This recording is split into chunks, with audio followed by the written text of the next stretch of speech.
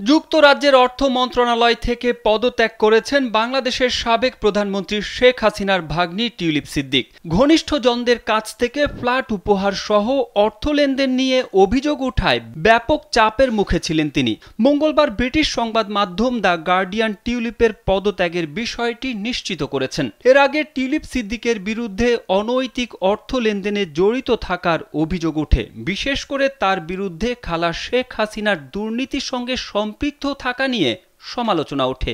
এ নিয়ে আলোচনার মধ্যে টিউলিপের ভোগ দখলে থাকা দুটি ফ্ল্যাটের তথ্য প্রকাশ্যে আসে।